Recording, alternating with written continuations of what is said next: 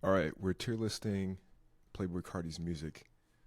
Each of the songs, we're going to put it in tiers to see how many are S tier, A, B, C, D, or just shouldn't be on the album at all. We're just going to go in alphabetical order, starting with Backdoor. This is like a B tier. It's all right. The beat is really good. The problem is, and this comes up a lot, I feel like Playboi Carti's vibe and Kendrick's are good on their own, but don't really mesh well. So the speed is really good, and if it was just a Playboi Carti song, I think it'd be really good. If it was just a song with Janae Aiko and Kendrick, I think it'd be good, but together, it's just okay.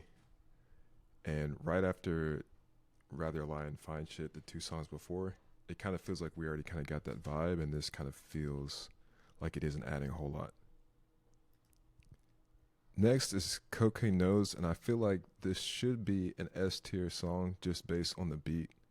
It's insane, but it's like a C tier. 40 seconds, like 40 seconds into the song, Cardi's already kind of lost the flow, and he never really picks it back up until the hook, like right at the end. It's kind of a wasted opportunity, and it ends up kind of just being bad and kind of hard to listen to. But the actual beat itself is insane, and I feel like more of that energy throughout the album would help it be more cohesive. But not all songs are going to be like this slow. We're going to have some throughout the whole range, but Cocaine Nose isn't really doing it for me. I say that, but then we have Charles M. Josephi, which I'm going to put in D just because it's such a wasted opportunity. This isn't the only song on the album that does this, but it's, I feel like, less than the sum of its parts, where you've got Playboi Carti Future and Travis Scott, which should be a really good combination, but it kind of just falls apart. And it kind of, I don't know, I feel like Future at like the middle of his portion just kind of forgets to do the rest of the song. It just doesn't really work. And I think there are a couple of songs on this album that are slow tempo, and I think that works when there's like something dynamic going on, but this one's not it. Next is Crank, and Crank is like high A tier. I would put it in S. This song goes so hard, and I think the beat is incredible. I just feel like it's not quite S because like 2/3 of the way, once again, and Cardi does this throughout the whole album. For whatever reason, he just kind of loses the flow a lot of the times. And it's not just that he switches flows, which he's pretty good at, but at some point he kind of just forgets what his like rhythm is, and he kind of just, I'm not sure if it's the punch in or whatever, but it just, the rhythm just doesn't work. And he does this like maybe 2/3 of the way through the song. But this song I feel like is in the core of him trying to find a sound in this current era, and I feel like this really works. And I feel like Swamp Bizzo's his ad libs throughout the album can be kind of crazy and a little bit cringy sometimes, but I feel like they really elevate it in this case. Next is Crush, and this song has some amazing things going for it, but I think ultimately it's only about a B tier, which isn't bad. But I feel like the chorus is really good. I mean, literally just like the choir sing, and I think it does try to build into something interesting, but it just kind of is a lot of building without any real structure, and it kind of just doesn't really make sense where it is in the album. For the second song on the album, right after a really hype opening, it kind of just slows down the momentum and kind of breaks up the first part of the album. Which, other than that, the first like, I don't know, the first six or so songs in the album are really, really, really well done and really structured, and it has a pace. And this kind of just immediately breaks it. It feels like an interlude, but an interlude should be like at least leading into something or coming away from something to kind of build the structure of the album. And it kind of just feels like we're coming out with a bang, and then we kind of have this random interlude. And so it's all right, but I feel like the sort of epic scale of it was kind of squandered. Next, we got This One Got It, and this is an easy A. This is probably, I mean, just as far as like the structure and the flow and everything, it's just really well done, and it feels like they know exactly what they want to do in the song. Um, and it's like it got a good hook, it's got a good flow. Cardi's voice sounds cool on it. The one thing that I'm a little concerned about this and a few other songs is it sounds so inspired by Future that it almost sounds too much. Like it almost sounds like Future did some reference tracks, and it kind of sounds like not only did Cardi kind of rap over the reference to sound like Future and the same cadence that Future does, but maybe they even did some like AI or some sort of editing to make his voice sound even more like Future's, because this is basically just a Future song. And I think it sounds good, but I think doing this several times in the album, um, I don't know. I feel like we got a lot of Future music. I feel like Cardi should do his own thing, but it's a good song. Next, we got Evil Jordan, and honestly, this is S tier. This is a song I feel like even though we've been listening to the song for a year, it's been out for a year. I feel like it's iconic really at this point. I feel like the fact that I still enjoy it as much as I do a year later after it came out, and I can still just listen to it and not get tired of it, puts it in S tier. But even beyond that, I think there's a couple of things. I think it feels like so bare bones, but somehow it feels stylistic. It feels like it fits Cardi style. I feel like when I'm listening to it, I don't mistake him for any other rappers, and I feel like the imagery of him in his like outfit and the two horns on like the hat that he wears. I feel like that's sort of the iconic imagery of like this era of Cardi, and like when his fans look back like 20 years from now, this is going to be like the iconic image they see of him of this time. It's like the lightning bolt like makeup of David Bowie, but like for Cardi for like the mid 2020s. And I think that some people maybe don't really like the intro they added onto it, but I think it adds a cinematic nature to it. And I don't know, some of the songs that have been around for a year maybe don't hold up as much, but this one for me really does. Next is Fine Shit. This is A tier. I feel like Cash Cobain makes good beats, and I feel like Cardi really fits on this. I like the sample in this, and I feel like it kind of fits more than like a backdoor. I feel like just the I don't know plug R&B or whatever you want to call it. It fits Cardi, and I feel like his voice when he does the sort of wispy, like sort of higher pitched voice, it actually works. And I think his singing sounds pretty good. And I feel like he could really, if he wanted to do like an EP of like a R&B sort of trap vibe. And I feel like this works a lot better than what they were trying to do in Backdoor. And it's like a little bit more fast paced too, so it kind of works out. Next, we got Good Credit, and this one's crazy because I feel like it just misses S tier. I feel like it's like right on the cusp. But I kind of alluded to this earlier, but having Kendrick and Cardi, I feel like it just doesn't really mix like that. Um, I feel like once again, if this was just a Cardi song, I feel like this would be an easy S tier. The energy is great.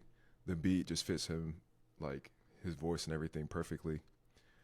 And I just feel like sometimes doing a little beat switch to do a feature kind of changes the vibe of a song.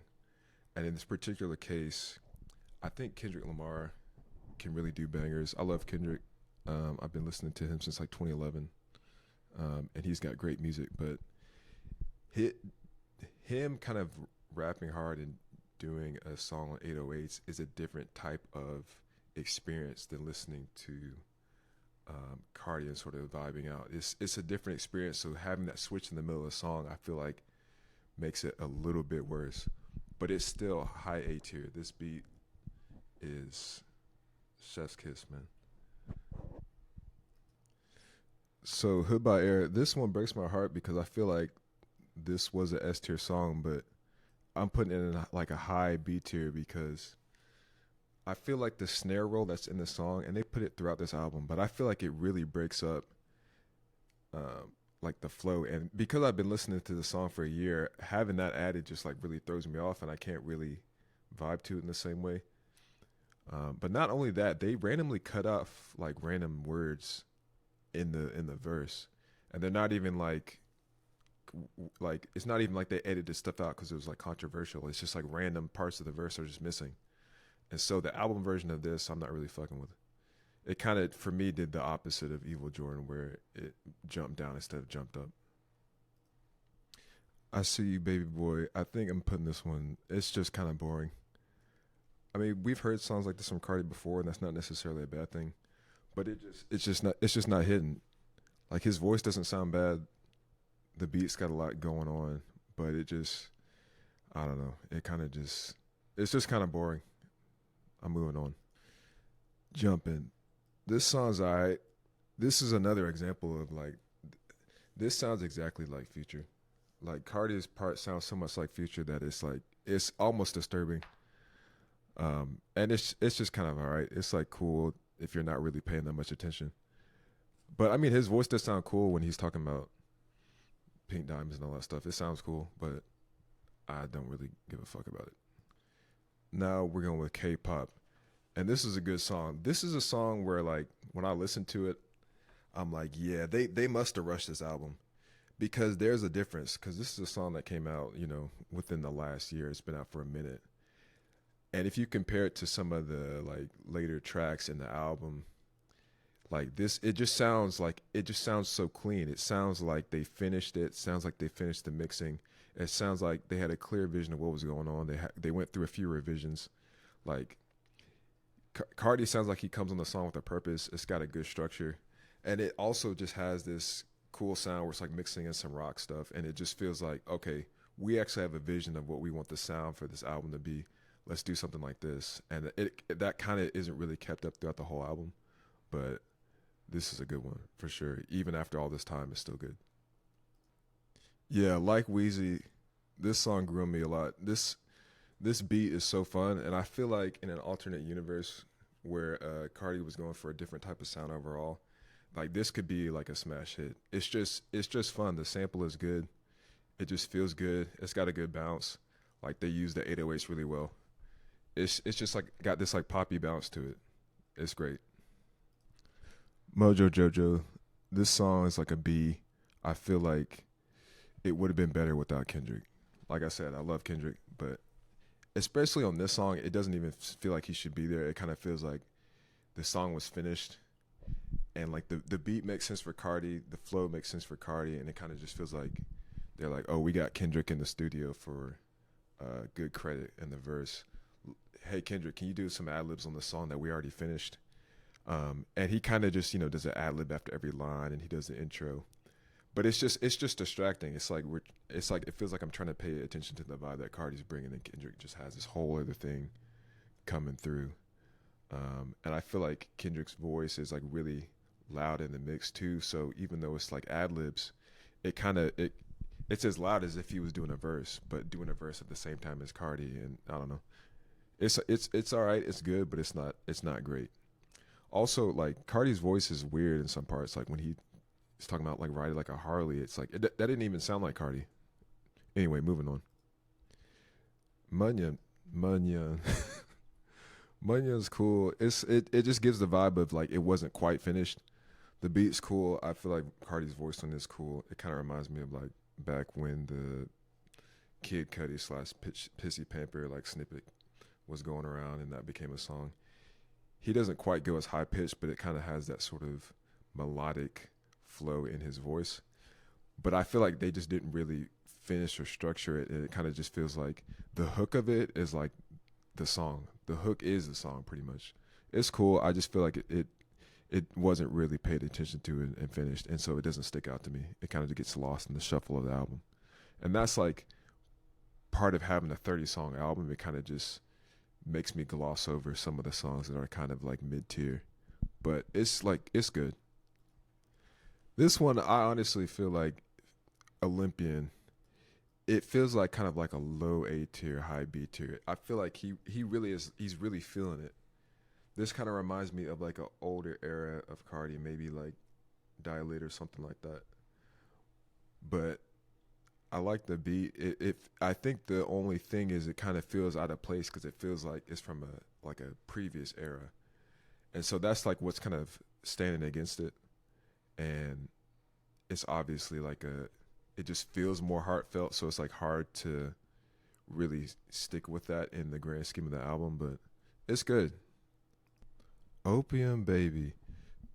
Look, I didn't even realize at first that people on the internet were gonna clown this song so bad. This is damn near the best song on the album. S tier, easy S tier. The thing about this song is it really shows because you know Cardi's doing his sort of deep voice like back of the throat. He's doing that and it's actually really working and it sounds good. But this song really shows how much his like high voice, high pitched voice, and the melody of it really, really, really works. Not only that, but the 808 is cranked up so loud. It's so distorted, and that's the case for some other songs too. But this is the song where it's cranked up the highest and is also the most melodic. The chord progression of the song or whatever just allows it so that bass note, the 808, can go to all these different notes and then make a story, and it just sounds really good. And all of the different like sound effects are pretty like insane with like the swamp Izzo pow pow and like the gunshots. But it kind of makes it like chaotic. It feels like it's appropriate for this like time period, and it feels like a little bit edgy, even though it's like melodic at the same time. And I think that like melodic and edginess put together, I think really makes like Cardi's sound. And I think for an artist in the mainstream as he is, I think it's like really interesting. Overly. Look, you're gonna hear me say this 1,000 times in this album, but I swear this must be a Future song, straight up.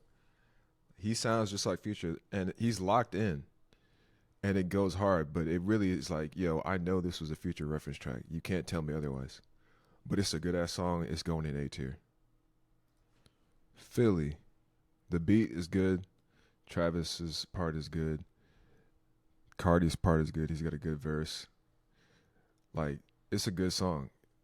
It kind of does just sound kind of like a Travis Scott song featuring Playboi Carti from like the late 2010s, and so that's the one thing where it's like maybe not S tier, but it's a really solid song, really really solid.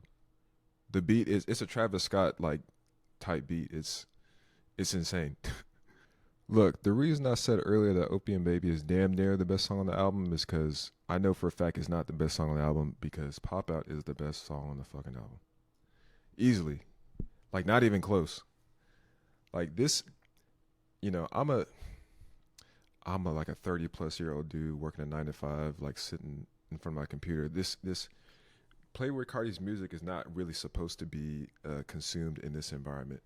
Playboy Carti makes music for a bunch of freaking teenagers to mosh pit at a concert or something. Like that's kind of what he does, and this song represents that the best. This is the song that like people go crazy to at a show. And also this song represented like, okay, this is like the next step. If we wanted to say that there was like a clear aesthetic musically for like Cardi moving forward, this represents it better than any other song.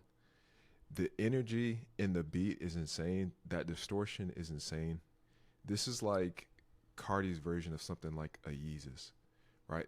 If he had like 12 songs that were like similar to this would be his Yeezus. This would be like a really poignant piece of art that would like transcend time. Like this is like I don't want to say punk because people compare like hip hop and rock, and hip hop is its own thing, but this is actually insane. It's just an insane song. And his vocal energy and everything is like all the way up, and he's just like dialed in, and it sounds like he actually cares when in some of these songs he kind of just is doing whatever, but this is the song. And it's like not a song that everybody's gonna like, I think, but I think the fact that it is abrasive makes it even better because it works, and it like feels like an artistic statement if that's relevant. I love Metro, but this song is kind of on the other end of the spectrum where it just the best way I can describe it is this beat. I'm pretty sure is like an intentional throwback to late 2000s trap music, and it just doesn't fit the vibe of the album. It doesn't fit Cardi's vibe. It's not even a bad song. It just doesn't fit the vibe. It just doesn't do him any favors. It doesn't do anybody any favors like in this setting. so it's going into D tier. Look, I don't know if I'm basic or whatever, but this is a great song.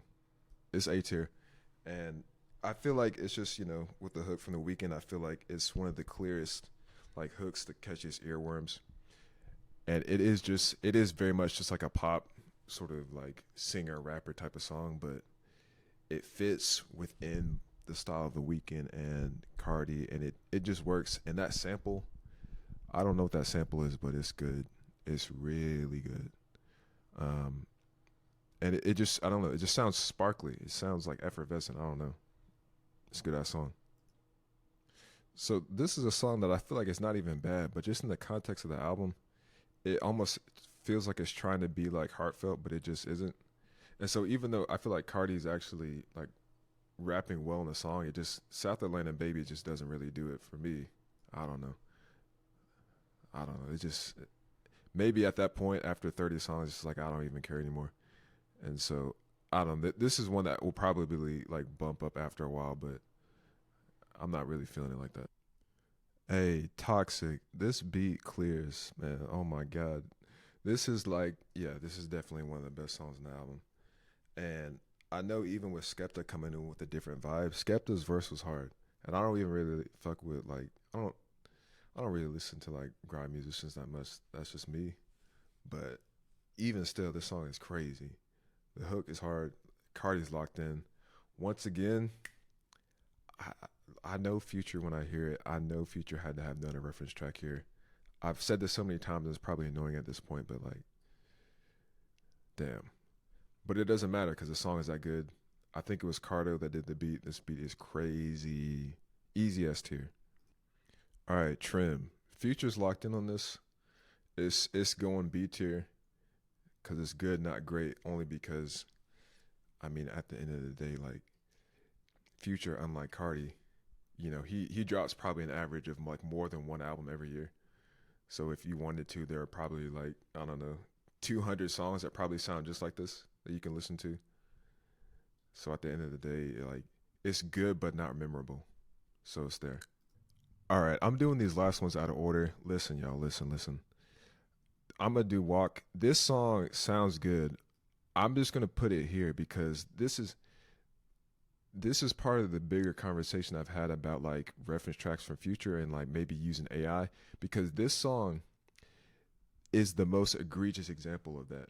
This song sounds like Future. It doesn't even sound like Cardi trying to be Future. It sounds like Future. This sounds just like him. The way he raps. This is a specific type of Future song. I swear to God. When he says young niggas, like it literally sounds just like Future. Like, and I know like Atlanta rappers, Playboi Carti's influence, but when I listen to this, if you really listen to it and keep listening to it and listen to it hard, it's like no, this is like another level. This is beyond influence. This is something different entirely. It's a weird one, and I it's actually just weird. It's weird. Moving on. All right, we need all the vibes. We need all the vibes. This should not have been on the album. This is not Cardi's song. This is a Young Thug song. This is like a Young Thug throwaway summer banger. This is not a Cardi song. Thug on the hook.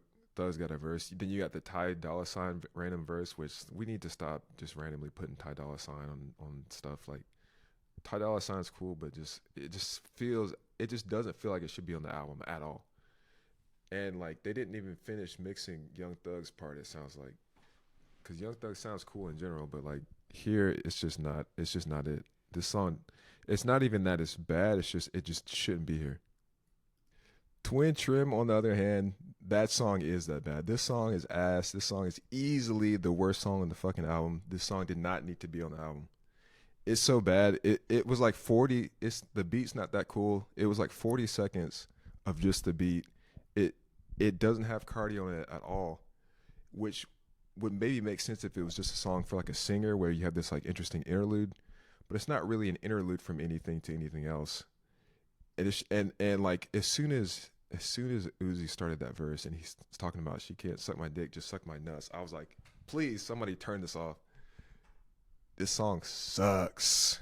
This song is ass. Get that shit out of here. We're ending off on a good note though, because Wake Up Filthy is S tier. Not in exact order throughout these, but this is definitely S tier. This reminds me of like mid 2010s, like Travis Scott with like Skyfall, where um you had him and Metro, where like they would have like these like eerie, slow, sinister songs. And that's what this is for me for like the current era, where it's got like more distortion. I don't know if it's like a reverse sample or whatever that is, but it sounds cinematic. It sounds slow, it sounds sinister, but it works. It works for Travis and Cardi, and I feel like it's a song where like if you're just looking for that like high energy, super high tempo stuff, which a lot of this is, it might like slip past your ear, and it's a short loop as well, but it's really good. So Wake Up Filthy gets S tier. Overall, I think it's a really good album. You see a lot of stuff in A, some stuff in S, and you have some stuff that's not so good that we could have like left off.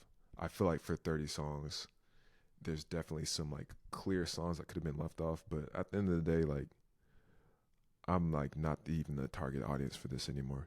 So like I can't really be like, my opinion isn't the end all be all at the end of the day.